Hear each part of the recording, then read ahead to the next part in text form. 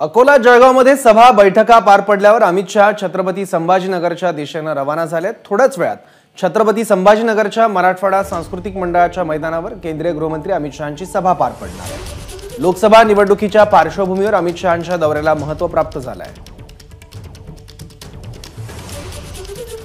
आणि अमित शहा यांची जिथे सभा होते त्या सभास्थळावरून आपले प्रतिनिधी कृष्णा केंडे आता आपल्या सोबत आहेत। कृष्णा, काय तयारी बघायला मिळते अमित शहांच्या सभेची?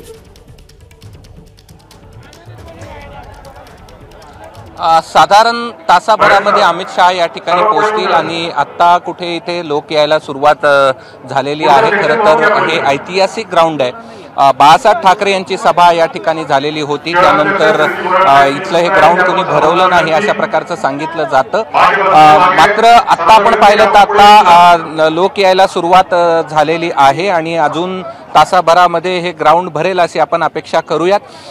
खरं तर अमित शहा काय बोलतात याकडे सर्वांचं लक्ष लागलेलं आहे, कारण गेल्या पूर्ण आठवडाभर उद्धव ठाकरे यांनी भाजपावर कडाडून टीका केलेली आहे। त्याला खरं तर हे आज उत्तर अमित शहा देऊ शकतात। त्याचं कारण आहे की आज जो त्यांचा महाराष्ट्राचा दौरा होता त्यात एक युवकांचा मेळावा आणि क्लस्टरची बैठक ही होती आणि त्यानंतर ही जाहीर सभा या ठिकाणी होते आहे आणि इथे जर आपण पाहिलं तर सगळ्या जे मुख्य नेते आहेत त्यांचे कटआउट देखील लावण्यात आलेले आहेत आणि काही वेळातच या सभेला साधारणपणे सुरुवात होईल आणि खरं तर 3 विभागाची म्हणजे 3 जिल्ह्याची ही सभा आहे। छत्रपती संभाजीनगर, जालना आणि अहमदनगर या 3 विभागाची सभा आहे आणि लोकसभा निवडणुकीच्या पार्श्वभूमीवर मराठवाड्याच्या राजधानीतून खरं तर आज लोकसभेच्या प्रचाराचं रणशिंग या ठिकाणी फुंकलं जाणार आहे आणि या रणशिंगाच्या दरम्यान म्हणजे ज्या सभेच्या दरम्यान अमित शहा नेमकी काय भूमिका घेतात आणि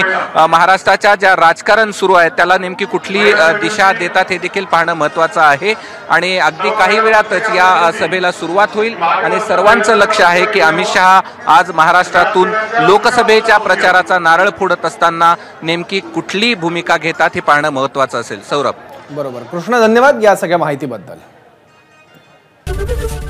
एबीपी माझा, उघडा डोळे बघा नीट।